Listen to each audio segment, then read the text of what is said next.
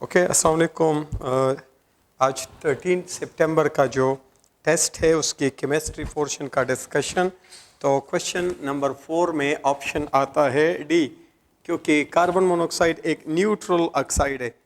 Question number 5 में most soluble in water is it is magnesium sulphate, क्योंकि solubility of sulfates of group 2A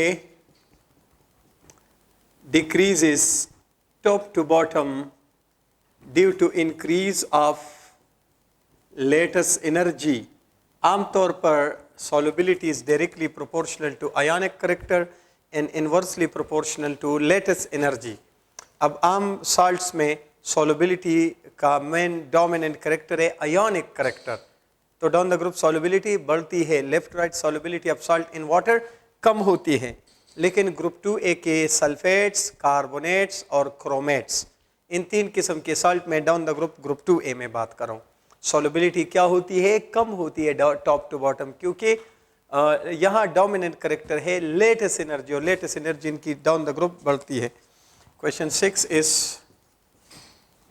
plaster of Paris, it is option c, यानी calcium sulphate अगर डाईहाइड्रेटेड हो तो gypsum कहते हैं, और अगर हाफ हाइड्रेटेड हो हीमी हाइड्रेट, इसको कहते हैं प्लास्टर ऑफ पेरिस। आप इसको यूं भी लिख सकते हो कि कैल्शियम सल्फेट के 2 मोल हो और ये 1 मोल हो, तो ये आपका करेक्ट ऑप्शन है। क्वेश्चन नंबर 11, तो 11 में है most reactive among the following is super oxides.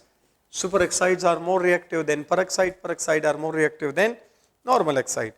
तो क्वेश्चन नंबर 12 में है the most which one is poor oxidant and poor reductant, तो ऑप्शन नंबर बी, क्योंकि chromium 3 is most stable state of chromium. Common oxidation state of chromium, chromium 2, chromium 3 और chromium 6 है, तो ये most stable है। तो ये chromium 2 compound will love to convert to chromium 3 compound, तो ये इलेक्ट्रॉन क्या करेंगे, लूज, तो दे आर गुड रिड्यूसिंग यानी रिडक्टेंट, एंड पुअर ऑक्सीडेंट, क्योंकि ये +1 में भी आ सकता है। अगर आप इसकी तरफ बात करो तो दिस इज गुड ऑक्सीडेंट, क्योंकि अपने आप को +3 में लेके आने की कोशिश करेगा, एंड नॉट रिडक्टेंट, क्योंकि किसी भी ट्रांजिशन एलिमेंट का अगर मैक्सिमम ऑक्सीडेशन स्टेट हो तो वो मजीद किसी को इलेक्ट्रॉन नहीं दे सकता, तो कोई भी ट्रांजिशन एलिमेंट अपने मैक्सिमम ऑक्सीडेशन स्टेट में बाय ऑल मीन सिर्फ ऑक्सीडाइजिंग एजेंट ही होता है। अब ये अपने आप को अगर यहाँ कन्वर्ट करेगा तो ये भी अच्छा रिएक्शन होगा, ये भी अच्छा रिएक्शन होगा। अब अगर आप क्रोमियम 3 को यहाँ क्रोमियम 2 में लेके जाना चाहो तो हो सकता है, या क्रोमियम 3 को क्रोमियम 6 में लेके जाना हो तो ये भी हो सकता है, लेकिन दोनों केसेस में आप स्टेबल से अनस्टेबल की तरफ जाओगे, स्टेबल से अनस्टेबल। तो अगर ये +2 में आएगा तो ये एज अ ऑक्सीडेंट एक्ट करेगा बट पुअर ऑक्सीडेंट, और अगर ये +6 में जाएगा तो as a poor reductant act करेगा। So most stable state of transition element will always be poor oxidant and poor reductant. Question number 13 में है colour of which of the following is not due to d transition, तो ये all of this यानी option number D, क्योंकि MnO4 power -1, Cr2O7 power -2, CrO4 power -2, तो इन सब में transition element अपने मैक्सिमम पॉसिबल ऑक्सीडेशन स्टेट में है, और मैक्सिमम पॉसिबल ऑक्सीडेशन स्टेट में हम कहते हैं D0 सिस्टम। तो ये क्या है, 4 is 0 and 3D 0 system, 4 is 0 and 3D 0 system, 4 is 0 and 3D 0 system, और D0 सिस्टम में कलर नहीं होता, और अगर कलर हो भी तो वो DD ट्रांजिशन का नहीं होगा, क्योंकि यहाँ D में कोई इलेक्ट्रॉन नहीं है कि विजिबल रेंज में एब्जॉर्प्शन करके D ऑर्बिटल से D में ट्रांजिशन कर सके। तो यहाँ इन सब में the electron of oxygen from P orbital it gets excited into T, तो this is PD electronic transition. PD electronic transition ये एक्सेप्शनल कलर है जिसको आप DD इलेक्ट्रॉनिक ट्रांजिशन नहीं कहोगे बल्कि PD इलेक्ट्रॉनिक ट्रांजिशन कहोगे, एक्सेप्शनल। क्वेश्चन नंबर 13 के बाद 24, तो 24 में है विच of the following does not interact chemically as well as physically with water. तो CCl4 न ये रिएक्ट करता है और न ये सॉल्युबल है, क्योंकि CCl4 नॉन पोलर है, इसलिए वाटर में सॉल्युबिलिटी भी नहीं दे रहा। क्वेश्चन नंबर 25 में है, if ionisation energy of an element X is 50 kilo calorie per mole, यानी एक मोल एटमो के लिए इतनी एनर्जी चाहिए, then the amount of energy required to eject an electron from valence shell of a gaseous atom. एक mole के लिए इतनी एनर्जी, तो अकेले एक एटम के लिए कितनी एनर्जी होगी? तो इसका आंसर होगा 50 divided by Avogadro number. Kilo joule ये ऑप्शन में पर मोल लिखा है, ये पर एटम होनी चाहिए, ठीक है, खैर है, लेकिन क्वेश्चन में तो ऑलरेडी क्लियर है ना कि पर एटम चाहिए, तो ये ऑप्शन में पर मोल वाला पर एटम है basically. Option number d is the right one, इसे ये आंसर आएगा। Question number 26, correct electron affinity order of halogen, option number c, chlorine is more electron affinity than bromine is more electron affinity than fluorine more. Fluorine की सबसे ज्यादा होनी चाहिए, लेकिन इसकी इलेक्ट्रॉन एफिनिटी एक्सेप्शनली कम है। क्यों कम है? सो इसकी एक्सेप्शनली लोअर इलेक्ट्रॉन एफिनिटी की वजह क्या है? Is due to strong inter electronic repulsion, यानी फ्लोरीन का साइज बहुत कम है और वैलेंस शेल में बहुत ज्यादा इलेक्ट्रॉन है, इसलिए ये नेक्स्ट इनकमिंग इलेक्ट्रॉन को स्ट्रांगली रिपेल करता है, जिसकी वजह से इसकी इलेक्ट्रॉन एफिनिटी एक्सेप्शनली कम आती है। 26 के बाद क्वेश्चन नंबर 34, तो क्वेश्चन नंबर 34 में है the type of hybridisation in IF7।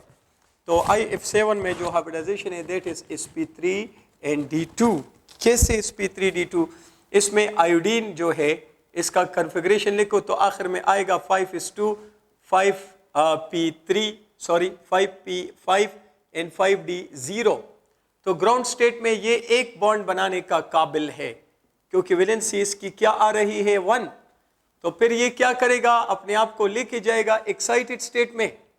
तो फर्स्ट एक्साइटेड स्टेट में जाएगा तो फिर इसमें अनपेड इलेक्ट्रॉनों की तादाद कितनी हो जाएगी? अनपेड इलेक्ट्रॉनों की तादाद हो जाएगी 3, लेकिन यहाँ तो ये 5 बॉन्ड बना चुका है, IF5 है, तो फिर इस इलेक्ट्रॉन को भी एक्साइट करो, तो फिर आपके पास आएगा इस टाइप का कन्फिग्रेशन। तो अब आप देखिए स्टीरिक नंबर किसके बराबर होता है? द स्टीरिक नंबर मतलब number of hybrid orbital, it is equal to number of lone pairs plus number of sigma bonds. तो आप देख रहे हो कि ये 5 बॉन्ड बना चुका है, एक फ्लोरीन के साथ यहां सिग्मा बॉन्ड, एक यहां, एक यहां, एक यहां, तो lone pair plus number of sigma bond. तो किस टाइप का हाइब्रिडाइजेशन है? sp3 और d2। The question number 34, okay. Question 35 में है inert pair effect is maximum in. तो इनर्ट पेयर इफेक्ट जो है, इनर्ट पेयर इफेक्ट ये कहां कहां पाया जाता है? ये group 3a, 4a, 5a, 6a और 7a के उन एलिमेंट्स में इनर्ट पेयर इफेक्ट होता है जो कि 4th पीरियड में हो, 5th पीरियड में हो और 6th पीरियड में हो। सो elements of group 3a, 4a, 5a, 6a and 7a present in 4th, 5th and 6th period। In elements के वैलेंस शेल में जो इस इलेक्ट्रॉन पेयर है ये ज्यादातर कंपाउंड में बॉन्डिंग में पार्टिसिपेट नहीं करता। This phenomenon is called inert pair effect. And inert pair effect जो है, इनर्ट पेयर इफेक्ट अगर इस क्वेश्चन 35 में आप देखो, क्वेश्चन 35 में inert pair effect increases top to bottom and also increases left to right। तो 6 पीरियड एलिमेंट में ये मैक्सिमम होगा और ग्रुप 7 में ये मोस्ट प्रोमिनेंटली आपको मिलेगा। तो यहाँ जो क्वेश्चन है वो यहाँ से लिया गया है, बोरान एल्यूमिनियम में तो नहीं होता, तो गैलियम, इंडियम और टेलियम। तो टेलियम will have the maximum inert pair effect। The question number 36 is, let's move towards the question number 36।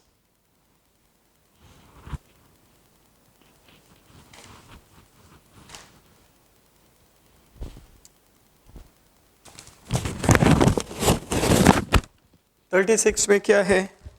Maximum ionic character is for option number D, क्योंकि ionic character it is directly proportional to charge density, charge to size ratio of anion, and it is inversely proportional to charge density of cation. तो यहाँ जो question है that is lithium fluoride, sodium fluoride, potassium fluoride और rubidium fluoride. तो fluoride सब में same है, तो ये ऑप्शन, ये वाला ट्रिक नहीं है, ये ट्रिक है, ये आपका ट्रिक है। आयोनिक करेक्टर और चार्ज टू साइज रेशियो यानी चार्ज डेंसिटी ऑफ केटाइन का इनवर्स रिलेशनशिप है। तो आप देख रहे हो कि lithium ion, sodium ion, potassium ion, rubidium ion, अगर आप डाउन द ग्रुप देखो तो चार्ज सबका सेम है, लेकिन डाउन द ग्रुप साइज क्या होते हैं, बढ़ता है, इसका साइज कम, इसका ज्यादा, इसका और ज्यादा, इसका और ज्यादा। तो इसकी सबसे ज्यादा चार्ज डेंसिटी है और इसकी सबसे कम चार्ज डेंसिटी है। तो रुबिडियम की चार्ज डेंसिटी चूंकि सबसे कम है तो इसके कंपाउंड में आयनिक करेक्टर सबसे ज्यादा होगा। Question number 47। तो क्वेश्चन 47 में KMnO4X as an oxidising agent in which medium, acidic और बेसिक। अभी मैंने बता दिया कि अगर कोई ट्रांजिशन एलिमेंट अपने मैक्सिमम ऑक्सीडेशन स्टेट में होगा तो वो सिर्फ एज ऑक्सीडाइजिंग एजेंट ही एक्ट करेगा। एसिडिक मीडियम में स्ट्रॉन्ग ऑक्सीडाइजिंग एजेंट और बेसिक मीडियम में वीक ऑक्सीडाइजिंग एजेंट, लेकिन होगा ऑक्सीडाइजिंग ही। तो ऑप्शन नंबर डी इसमें last option, both A and B and C. 48। तो क्वेश्चन 48 में coordination, 4 coordination complex among the following, तो ये तो सिंपल है, 4 ये है option A. Option number C इसलिए नहीं है क्योंकि ethylene diamine is a bidentate, तो इस ऑप्शन सी का कोऑर्डिनेशन नंबर 6 आता है। और 49 क्वेश्चन, 49 में क्या है, element which are transition but do not show characteristic of transition element, तो ऑप्शन नंबर सी, यानी ये जो स्कैंडियम फैमिली है ग्रुप 3b जहां से फर्स्ट ट्रांजिशन सीरीज शुरू होता है, स्कैंडियम फैमिली, ये ट्रांजिशन तो हैं क्योंकि इनके वैलेंस शेल में NH2 और N-1D1, अगर किसी एलिमेंट का आखिरी इलेक्ट्रॉन N-1D या N-2F में आता हो और ये N-1D या N-2F इनकम्प्लीट हो कम से कम एक पॉसिबल ऑक्सीडेशन स्टेट में, तो इस एलिमेंट को ट्रांजिशन एलिमेंट कहते हैं। अब ये तो ट्रांजिशन हुई क्योंकि N-1D कंप्लीट नहीं है, डी ब्लॉक भी है और N-1D इनकम्प्लीट भी है, तो इनके पॉसिबल ऑक्सीडेशन स्टेट्स क्या है? इनके पॉसिबल ऑक्सीडेशन स्टेट में +1 है, +2 है और +3 है। तो +1 में फिर ये क्या होगा जी, NH1 और N-1D1, +2 में क्या होगा, NH0 N-1D1, और +3 में क्या होगा, NH0 और N-1D0। अब ये जो है maximum compounds of these elements, maximum compounds of these element will show +3 oxidation state, और +3 ऑक्सीडेशन स्टेट में N-1D एम्प्टी है, इसलिए ये ट्रांजिशन एलिमेंट है, लेकिन ये ट्रांजिशन एलिमेंट जैसी क्वालिटी शो नहीं करते, इससे इनको नॉन टिपिकल ट्रांजिशन एलिमेंट कहते हैं। और एक है जिंक फैमिली ग्रुप 2b, वो जो है वो ट्रांजिशन नहीं है क्योंकि उनका N-1D कभी भी इनकम्प्लीट नहीं होता, डी ब्लॉक है लेकिन ट्रांजिशन नहीं है। Zinc, cadmium, mercury are not transition, लेकिन they behave like transition element, उनको भी नॉन टिपिकल ट्रांजिशन कहते हैं। ये ट्रांजिशन है लेकिन they do not behave like transition element, क्योंकि इनके N-1D मोस्ट केसेस में एम्प्टी होता है, इससे इनको भी नॉन टिपिकल ट्रांजिशन कहा जाता है। Question number 49। ओके, तो the next one is 54। Question 54, correct type of hybridisation in this one, ये देखिए, होल पावर पेंटा सियानो निकलेट, तो -1 × 5, और ये क्या है +2, तो +2 में ये क्या है, निकल क्या आ रहा है, D8 सिस्टम, निकल 2, तो ये 3D8, 4 is 0, 4P 0, 4D 0, 4F 0, 5 coordination number चाहिए या स्टेरिक नंबर 5 चाहिए। अब अगर आप देखो तो N-1D जो आ रहा है इसमें 8 इलेक्ट्रॉन है, पेयरिंग अप पॉसिबल है, अगर ये यहां आ जाए तो ये वैकेंट हो जाएगा और हाइब्रिडाइजेशन में हिस्सा लेगा, लेकिन N-1D में पेयरिंग के लिए कंपलसरी है कि आपका लिगेंड एक स्ट्रॉन्ग फील्ड लिगेंड हो, और आपको लेक्चरों में बताया है, स्पेक्ट्रोकेमिकल सीरीज मैंने लिखा है उसके मुताबिक Cn is a strong field ligand and the strong field ligand is able to pair up these electron, और अगर ये इलेक्ट्रॉन पेयर अप हो जाए तो फिर जो है एक ऑर्बिटल यहां वैकेंट हो जाता है, स्टीरिक नंबर 5 चाहिए, तो एक ये होगा और एक ये और 3 ये, तो किस टाइप का हाइब्रिडाइजेशन हो रहा है, DsP3। तो ऑप्शन नंबर, क्वेश्चन नंबर 54, तो DsP3 option number c is the right answer. अब अगर ये कोई वीक फील्ड लिगेंड होगा, लाइक आप देखो पेंटाक्लोरो, ठीक है, तो फिर इस सूरत में क्या होगा, इस सूरत में या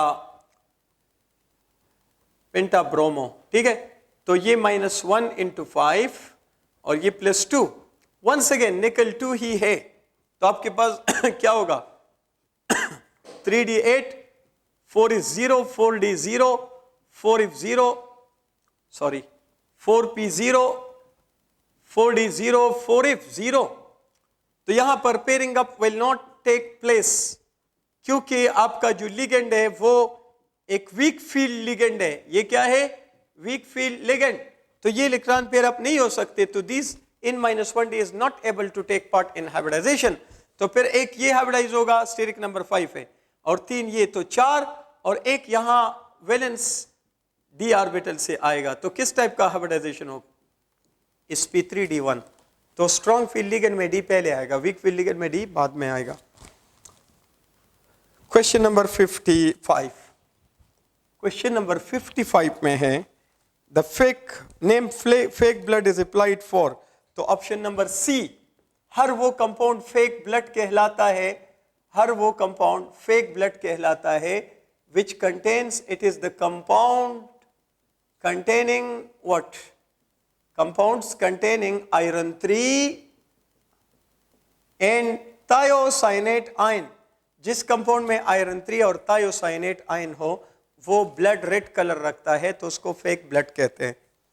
क्वेश्चन नंबर 56, तो 56 क्वेश्चन में है कि central metal atom of this complex, तो जो बाहर वाला आयरन है Fe4 जो लिखा है वो आयरन 3 है और अंदर वाला आयरन 2 है, तो central metal atom is iron 2।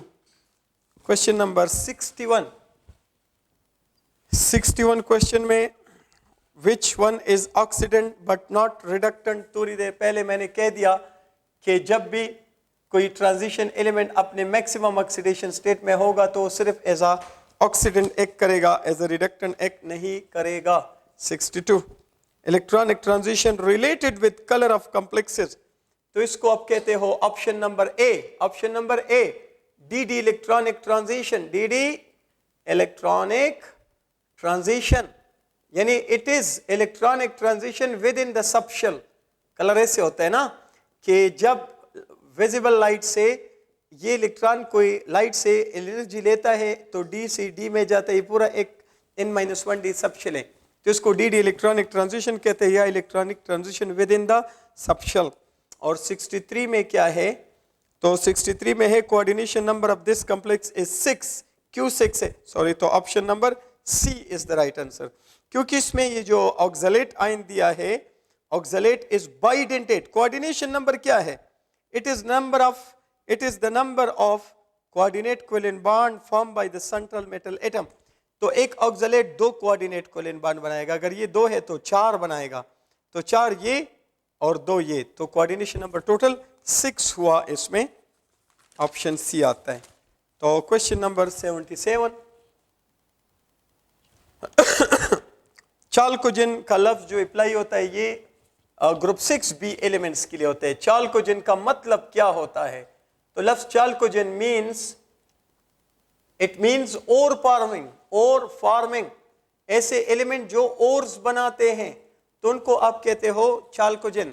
आप कोई भी ओर देखो, कोई भी ओर, वो मिनरल जिनसे मेटल की मेटलर्जी की जाती है वो उस मेटल के ओर कहलाते हैं, तो आप कोई भी ओर देखो तो उसमें मेटल के साथ ग्रुप 6 का कोई ना कोई एलिमेंट लगा होता है, ज़्यादातर ऑक्सीजन या सल्फर, तो इसलिए ग्रुप 6 एलिमेंट चूंकि ओर्स में होते हैं इसलिए इनको चाल्कोजेन कहा जाता है। और 78 में 78 CnH2n is general for -2, it is general formula, तो ऑप्शन नंबर डी, क्योंकि अगर फर्ज करें मैं CnH2n -2 तो C3H2 -3 -2 सॉरी 2 into 3, तो it will B C3H4। Open chain में आप इसको ड्रा करोगे तो ये अल्काइन होगा, इथाइन प्रोपाइन, ठीक है, C3 और H4। साइक्लिक फॉर्म में आओगे ना तो ये साइक्लो अल्कीन होगा, साइक्लो अल्कीन, एक हाइड्रोजन इसके साथ, दो इसके साथ और एक इस, C3 1 2 3 4 H4। तो this is general formula for alkynes as well as cycloalkenes, दोनों ऑप्शन इसमें करेक्ट आते हैं। Question number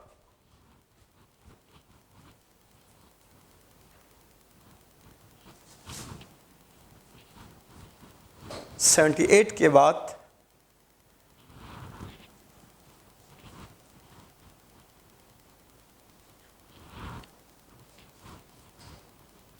question number 79 question की तरफ आते हैं।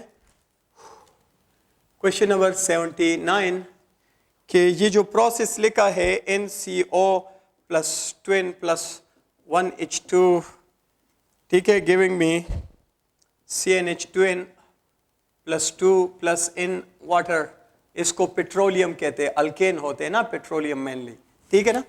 तो इसको इस प्रोसेस में आप देख रहे हो कि the carbon monoxide is broken by hydrogen, तो इसको कहते हैं हाइड्रोजिनोलिसिस। किसकी लिसिस है, ब्रेकिंग किसकी है, इसकी, with the help of hydrogen, hydrogenolysis of carbon monoxide, and this process is called the Fischer Tropsch process as well. तो ये बहुत ऑप्शन है, तो option D the last one. Okay, the 84 question number 84, if we get a compound A from a body of organism and convert it into another or synthetic organic compound, it will be partial synthesis। Total synthesis क्या होता है, जब synthetic organic compound, आपके पास कोई synthetic compound हो, organic हो या inorganic, synthetic compound हो और उसको आप कन्वर्ट करोगे किसी दूसरे सिंथेटिक कंपाउंड में, तो इसको कंप्लीट या टोटल सिंथेसिस कहते हैं। लेकिन अगर आप कोई नेचुरल कंपाउंड लो और उसको बॉडी ऑफ ऑर्गेनिज्म से और उसको कन्वर्ट करो किसी सिंथेटिक कंपाउंड में, तो इसको पार्शियल सिंथेसिस कहते हैं। क्वेश्चन नंबर 85, तो क्वेश्चन नंबर 85 में क्या है कि Sabatier Senderens process is hydrogenation of alkynes in alkene, यानी अल्काइन का आप हाइड्रोजिनेशन स्टार्ट करोगे तो इससे क्या बनेगा, वो कंडीशन आपको याद होंगे, अल्कीन बनेगा और फिर अल्कीन में automatically hydrogenation will take place in the reaction will stop at alkane, it is a chain reaction. Question number 85 के बाद 86, क्वेश्चन नंबर 86 में है there is no direct test for the detection of oxygen.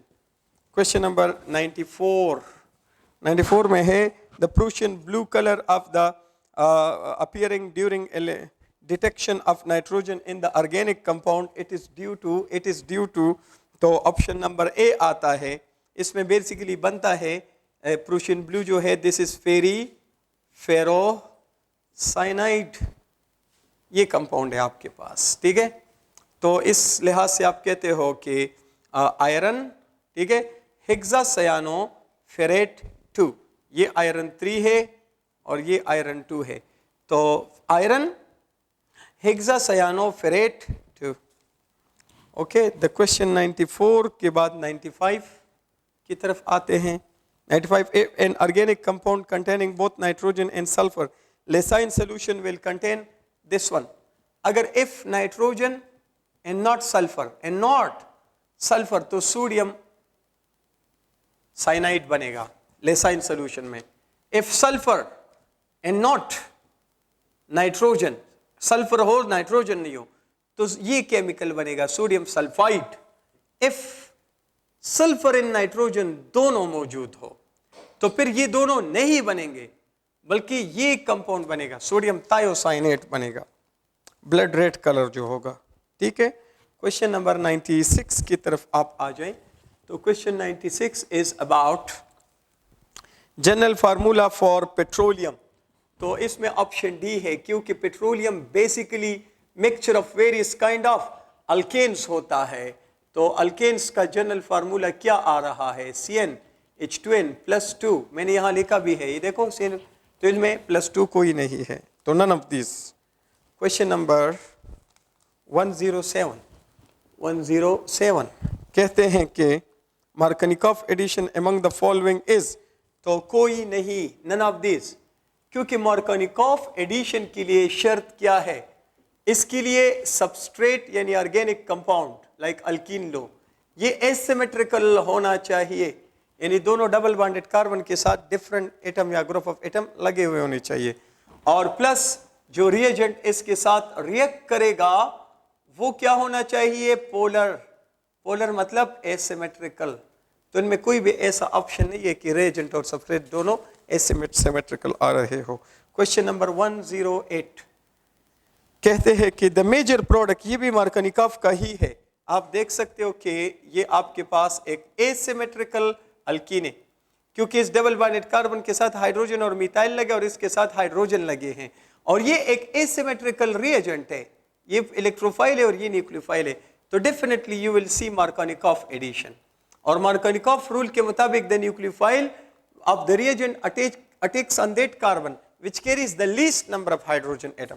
तो आपका जो main product बनेगा वो मार्कनिकॉफ product बनेगा। तो carbon 1 2 3 it will B 1 chloro 2 propanol, 1 chloro 2 propanol, ये मेजर प्रोडक्ट होगा, मेन प्रोडक्ट आपका ये होगा। लेकिन थोड़ा बहुत एंटी मार्कनिकॉफ प्रोडक्ट खामखा बनता है, इसमें 2 प्रोडक्ट बनते हैं। तो ये आपके पास क्या बनेगा? 2 क्लोरो 1 प्रोपेनॉल, ये भी बनेगा, लेकिन ये मेन प्रोडक्ट नहीं होगा, ये आपका माइनर प्रोडक्ट होगा। उन्होंने मेजर प्रोडक्ट मांगा है। तो आपका क्वेश्चन नंबर 108 में ऑप्शन आता है बी। अगर प्रोडक्ट है तो बोथ, लेकिन मेन प्रोडक्ट है तो फिर Markovnikov product will be your main product. 109 question में इन्होंने एक कंपाउंड दिया है कि इसका करेक्ट आईयूपेक नाम बताओ। तो इसमें ये होगा तो फिनोल, और अगर ये ग्रुप होगा तो बेंजीन सल्फोनिक एसिड। अब इनमें से एक फंक्शनल ग्रुप है और एक सब्स्टिट्यूएंट है, तो इसके लिए आपको फंक्शनल ग्रुप का प्रायोरिटी लिस्ट याद रखना है। तो priority list of functional group क्या है? Priority list of functional groups, तो उसमें आता है the top priority is for carboxyl group, second is for sulphonic group, third is for acid halides, the next one is for acid anhydrides जिसको dicarbonyl ether भी कहते हैं, the next one is for asters जिसको carbonyl ether कहते हैं, the next one is for acid amides. Amides के बाद nitrile group की प्रायोरिटी है। इसके बाद प्रायोरिटी आती है फार्माइल ग्रुप की यानी एल्डिहाइड की, उसके बाद प्रायोरिटी आती है कीटोनिक ग्रुप की, उसके बाद प्रायोरिटी आती है OH, अल्कोहल और फिनोल दोनों की प्रायोरिटी सेम है, और उसके बाद प्रायोरिटी आती है OH के बाद नेक्स्ट प्रायोरिटी आप देंगे किसको? टू द ईथर ग्रुप, फिर डबल बॉन्ड और फिर ट्रिपल बॉन्ड। एटलीस्ट ये मेन मैंने उठा लिए। तो अब प्रायोरिटी लिस्ट के मुताबिक आप देख सकते हो कि सल्फोनिक की प्रायोरिटी ज्यादा है OH से, तो ये फंक्शनल ग्रुप हुआ, और इस वक्त ये एज अ सब्स्टिट्यूएंट एक्ट करता है। तो for that reason this is carbon 1, this is carbon 2। तो इसका करेक्ट आईयूपेक नेम है 2 hydroxy benzene sulphonic acid, benzene sulphonic acid, ये आपका करेक्ट ऑप्शन है। तो this is question 109, option number second B. 114 no 114 question number 114 correct IUPAC name of this compound is. तो अगर इस कंपाउंड को मैं थोड़ा सा एक्सपेंड करूंगा तो करेक्ट नेम आएगा। तो अगर आप गौर करें तो यहाँ मिथाइल लगा है और यहाँ इथाइल, तो आप लॉन्गेस्ट कार्बन चेन ढूंढ ले तो ये होगा, और नंबरिंग करें तो 1 2 3 4 5, तो this is 2,3 di methyl, 2,3 di methyl pentane, ये करेक्ट नेम है इसका आयुपेक। तो क्वेश्चन नंबर 114 में सी ऑप्शन आपका करेक्ट आ रहा है। क्वेश्चन नंबर 115 में what is correct order of reactivity, तो OH रिंग एक्टिवेटर है, तो ये ऑप्शन गलत है। फ्लोरीन रिंग डीएक्टिवेटर है, और तो पैरा है हेलोजन बट डीएक्टिवेटर, तो ये ऑप्शन भी गलत है। Fluorine is more deactivator than chlorine, ये ऑप्शन भी गलत है। अलबत्ता chlorine is more deactivator than bromine, तो ये option D is the right answer कि bromo benzene is more reactive than chlorobenzene.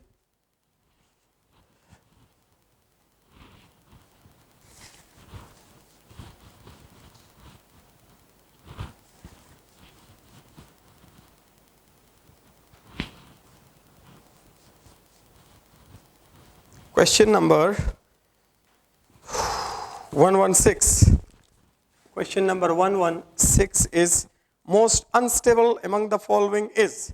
तो आपको याद होगा बुक में लिखा है कि नंबर ऑफ अल्काइल ग्रुप बढ़ने से स्टेबिलिटी ऑफ अल्कीन बढ़ती है। क्यों? क्योंकि alkyl group electron donating group है, तो जब इलेक्ट्रोफाइल आएगा तो अल्काइल के इलेक्ट्रॉन इलेक्ट्रोफाइल की इलेक्ट्रोफिलिसिटी को कम करेंगे, तो डबल बॉन्ड की तरफ अटैक करना मुश्किल होता जाएगा।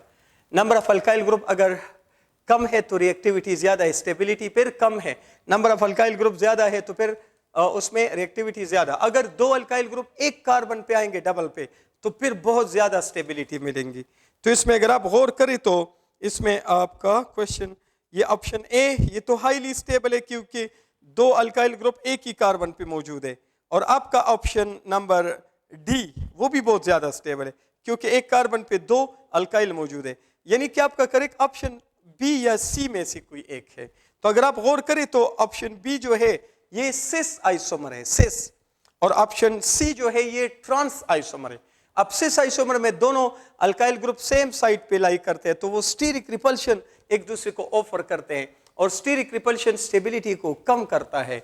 तो for that reason the correct option is B. Question number 1, इसके बाद द नेक्स्ट क्वेश्चन इज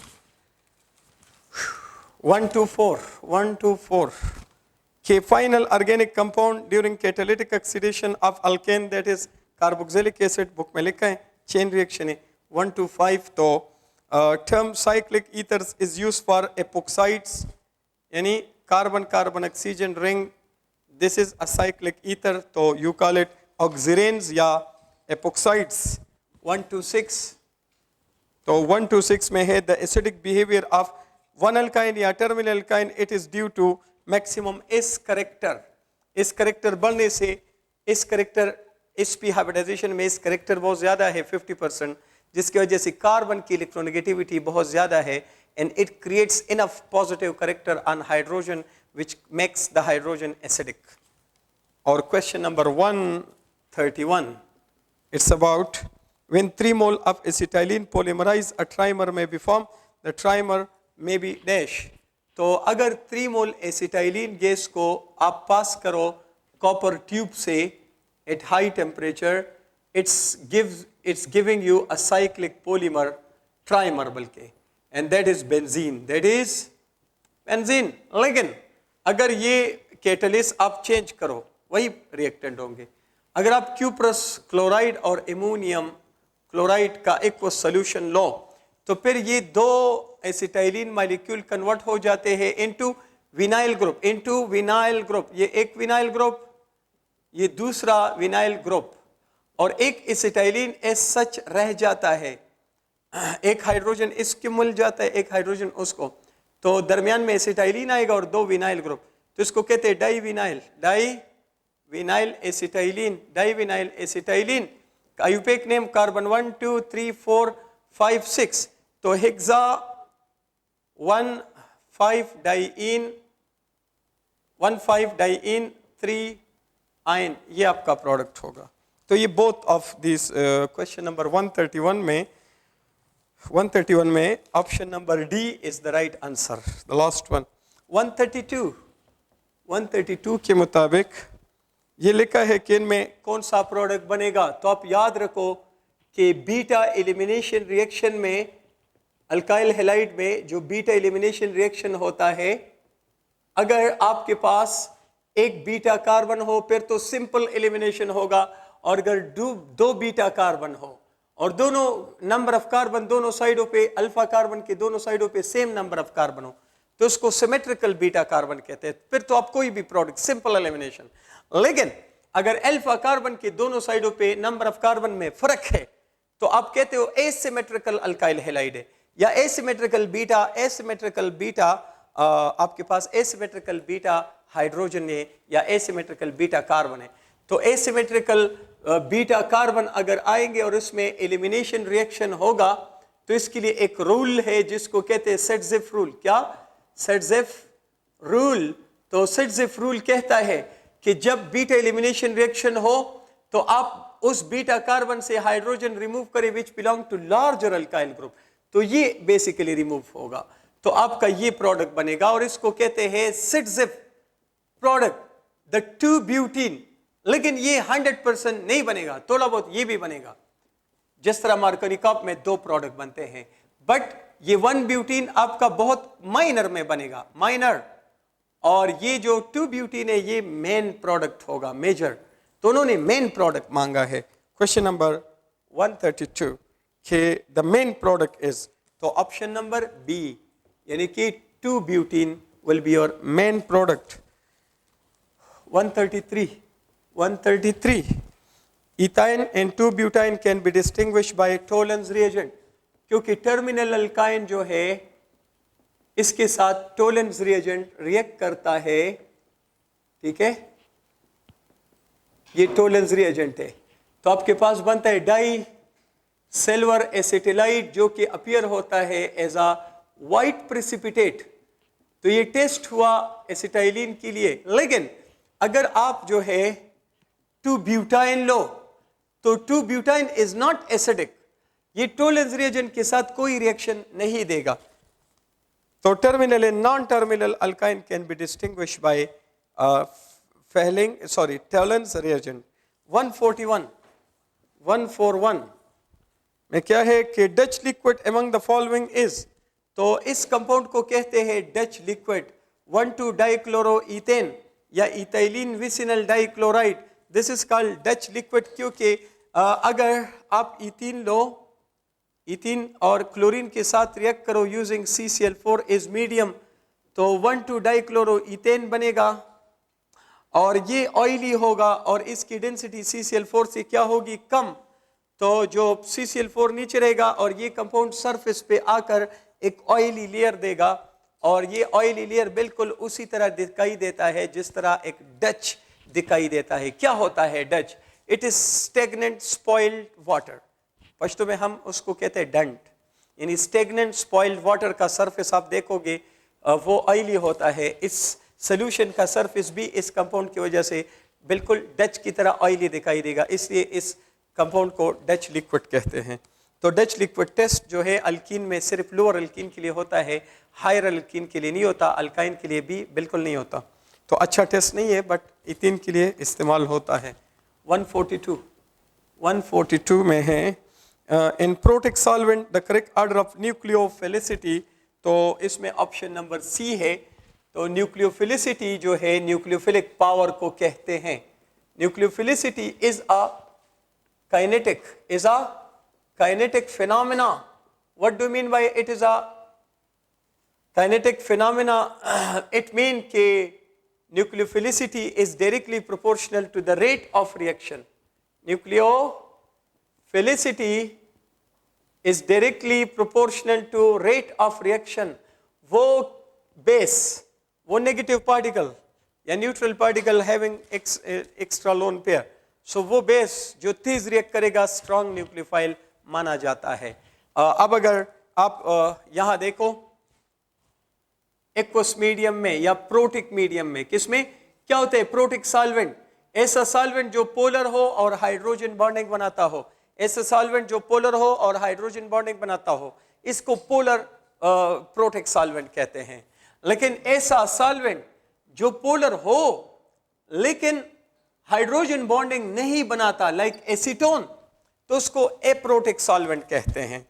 तो प्रोटिक सॉल्वेंट में अगर आप देखो तो फ्लोराइड की चार्ज डेंसिटी बहुत ज्यादा है, इसलिए it will be attracted by a very large number of या surrounded by very large number of solvent molecule, और आयोडाइड की चार्ज डेंसिटी बहुत कम है। तो fluoride is surrounded by too many solvent molecule, इसलिए इसका रिएक्शन सोल्यूशन के अंदर, प्रोटिक मीडियम के अंदर इसका रिएक्शन काफी स्लो होगा।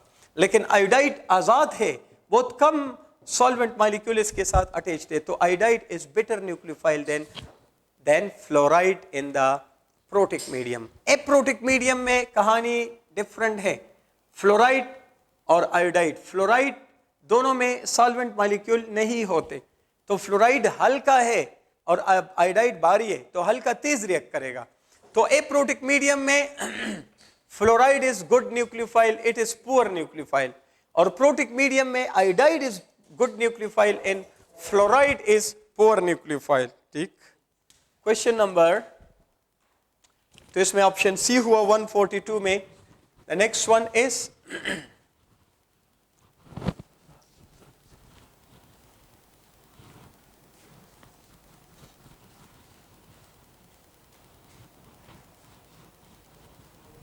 143। क्वेश्चन नंबर 143 की तरफ अगर आप आओ तो one possible number of isomer for hexane, तो इसमें ऑप्शन सी आते हैं 5। ठीक है, इसका ट्रिक क्या है? अल्केन्स के लिए, अल्केन्स के लिए possible number of isomers, number of isomers अगर C1 to C7 हो तो the shortcut formula is 2 power n minus 4 plus 1, where n is number of carbon atom, number of carbon atoms। इस फार्मूले के तहत आप आओगे तो 5 आएंगे। अगर कार्बन 8 हो तो formula is 2 power n minus 4 plus 2। अगर कार्बन 9 हो तो 2 power n minus 4 plus 3।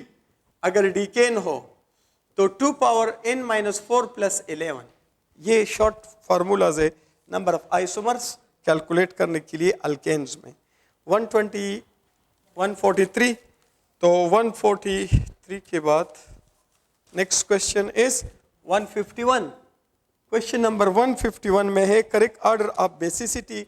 तो आप याद रखो कि बेसिसिटी में स्ट्रेट अवे हम कहते हैं कि it decreases left to right, and nucleophilicity also, nucleophilicity also decreases left to right, यानी there is no difference between nucleophilic power and basic power left to right। दोनों left to right क्या होते हैं? कम होते हैं। top to bottom basicity कम होती है, लेकिन न्यूक्लियोफिलिसिटी के लिए आपको प्रोटिक और एप्रोटिक मीडियम देखना होता है, वो सिर्फ ग्रुप में होता है। तो for that reason correct option is B.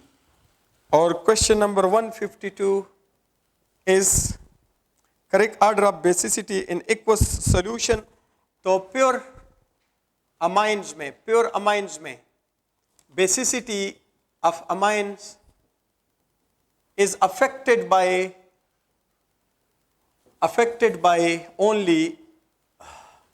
only inductive effect, only inductive effect। और inductive effect जो है क्या करता है? it increases basicity। inductive effect बढ़ेगा तो basicity बढ़ेगी। तो tertiary amines are more basic than secondary amine are more basic than primary amine, ये प्योर में। और amines in aqueous form of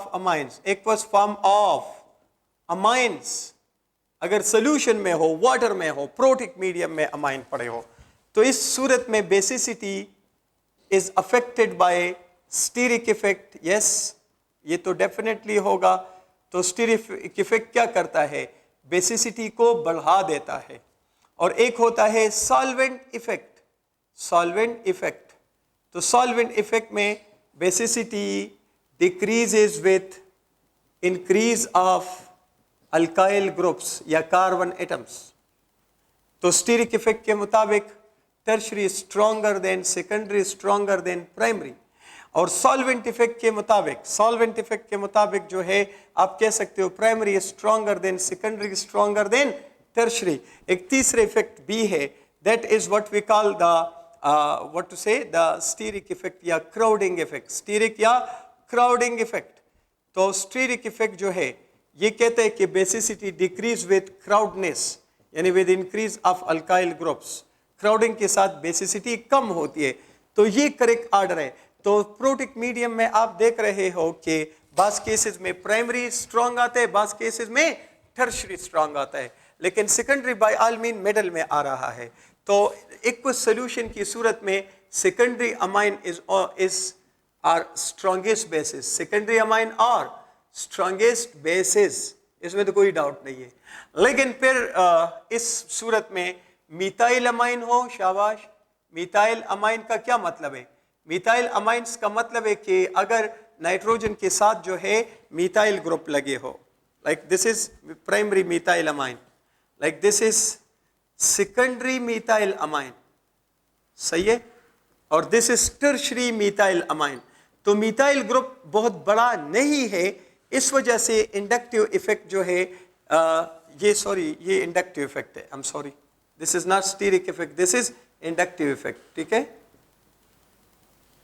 this is inductive effect जिस तरह ये है। तो अब देखो अल्काइल मिथाइल ग्रुप में इंडक्टिव इफेक्ट इतना खास नहीं होता, मिथाइल ग्रुप में इतने ज्यादा इलेक्ट्रॉन नहीं होते। तो इस सूरत में मिथाइल अमाइंस में आप कहते हो कि यहां पर inductive effect is not dominant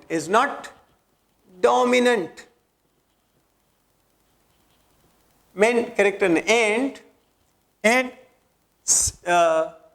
जो स्टीरिक इफेक्ट है या क्राउडिंग इफेक्ट है, स्टीरिक इफेक्ट इज डोमिनेंट।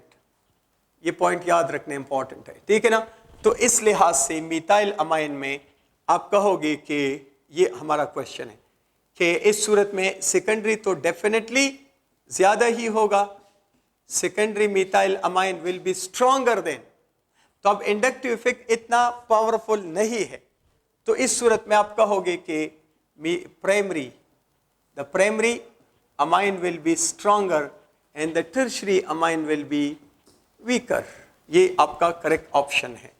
और अगर नॉन मिथाइल हो, शाबाश, नॉन मिथाइल अमाइंस, तो नॉन मिथाइल अमाइंस का मतलब है कि मिथाइल ग्रुप नहीं लगा हो बल्कि इथाइल, प्रोपाइल, ब्यूटाइल कोई और अल्काइल ग्रुप लगा हो, तो फिर इस बात को आप उल्टा लिखो, नॉन मिथाइल अमाइन में inductive effect is the prominent effect.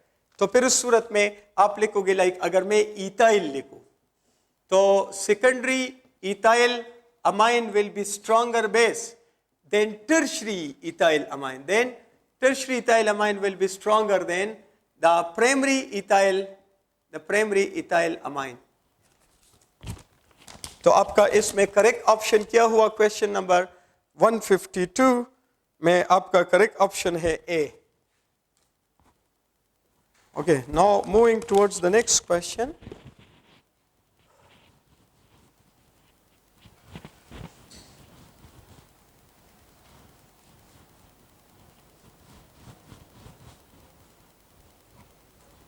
Okay, question number 153 test के बारे में है कि bromine water can be use for identification. तो इसमें ऑल आते हैं, बुक में भी आसानी से लिखा है, ब्रोमीन वाटर फिनोल के साथ भी, एल्कीन के साथ भी और अल्काइन के साथ भी रिएक्शन देता है, प्रेसिपिटेट या कलर चेंज देता है। 161 लिखा है कि कोई ग्रिग्नेट रिएजेंट है और ये एसिटल्डिहाइड के साथ रिएक्ट करके कोई न्यूक्लियोफिलिक एडक्ट बनाएगा, जिसका अगर आप एसिड हाइड्रोलिसिस करेंगे तो 2 ब्यूटेनॉल बनता है, सेकेंडरी अल्कोहल बनता है। तो इसमें कितने कार्बन है? 2, और यहां पर कितने कार्बन है? 4। तो इसका मतलब है कि ग्रिग्नेट रिएजेंट कितने कार्बन देगा? 2। तो this is your ethyl magnesium halide, ये करेक्ट ऑप्शन है। तो इसमें ऑप्शन नंबर बी आता है क्वेश्चन नंबर 161 में, ऑप्शन सेकंड। 162 में आंसर आता है कोई भी नहीं, क्योंकि रेक्टिफाइड स्पिरिट 95% इथेनॉल है, यहाँ मेथनॉल लिखा है। क्वेश्चन नंबर 163 163 में क्या है कि IUPAC name of ketone is alkanone. What is the correct IUPAC name of a ketone having 2 carbon? कोई नहीं, क्योंकि ketone possess minimum 3 carbon. 2 carbon वाला कोई कीटोन नहीं होता. Okay 171 aromatic alcohol among the following. तो ऑप्शन नंबर बी, क्योंकि phenols are not alcohol. जब OH एलिफेटिक कार्बन के साथ लगे उसको आप कहते हो alcohol. 172 mix ether among the following is. Mix मतलब एसिमेट्रिकल. मिक्स मतलब एसिमेट्रिकल. ओके 173. तो 173 में आता है heterocyclic among the following is none. क्योंकि हेट्रोसाइक्लिक वो होता है जब साइकिल के अंदर कोई और एटम आ जाए कार्बन के अलावा. तो यहां पर कोई नहीं है. ऑप्शन नंबर क्वेश्चन नंबर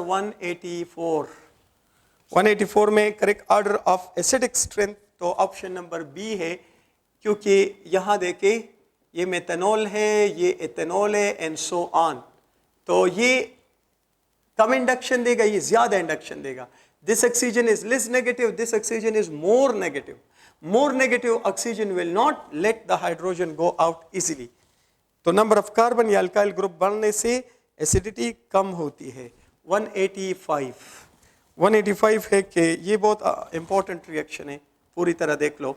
ये ईथर है और HF, ये फिर ईथर है और HCl, ये फिर ईथर है HBr और ईथर है तो HI. हमारा क्वेश्चन HBr वाला है. अब पूरा देखो, ये लोन पेयर देता है हाइड्रोजन को, तो ये बॉन्ड इसकी तरफ शिफ्ट होगा. This is called oxonium ion and साथ में fluoride ion. Fluoride ion is a very weak reducing agent, इसलिए ये इसको रिड्यूस नहीं कर पाएगा. तो ये दोनों आयन्स आपस में मिलकर एक साल्ट बनाते हैं, द ऑक्सोनियम फ्लोराइड. 100% ये प्रोडक्ट बनेगा. Same will be for it. Chloride ion का रिड्यूसिंग पावर फ्लोराइड से ज्यादा है, but not enough to reduce this oxonium ion. तो the final product will be only oxonium chloride. 100% ये बनेगा. इस सूरत में क्या होगा, तो ऑक्सोनियम एंड ब्रोमाइड आयन का रिड्यूसिंग पावर ज्यादा है compare to fluoride and chloride. तो bromide ion will definitely attack here और ये बॉन्ड यहां जाएगा. तो आपके पास बनेगा अल्कोहल एंड अल्काइल ब्रोमाइड. लेकिन ये 100% अटैक नहीं करेगा, ये पार्शियल अटैक होगा, पार्शियल रिएक्शन होगा. यानी some of the concentration of this ion will be converted to this and remaining will be left unreacted. तो फाइनली वो unreacted amount of this oxonium ion will combine with the excessive number of bromide ion. तो ये तीनों product आपको मिलेंगे इस reaction में. ये आपका करेक्ट ऑप्शन है इस एमसीक्यू का. इस सूरत में आप देखो तो iodide ion is a very very strong reductant, very strong reducing agent. तो ये कंप्लीट रिएक्शन करेगा. कंप्लीट, वो तो पार्शियल करता था, ये कंप्लीट रिएक्शन करेगा और 100% of the oxonium ion will be converted into alcohol and alkyl iodide. ये दो प्रोडक्ट बनेंगे. तो आपका इसमें 185 क्वेश्चन में करेक्ट ऑप्शन है C. This your answer. Question number 186.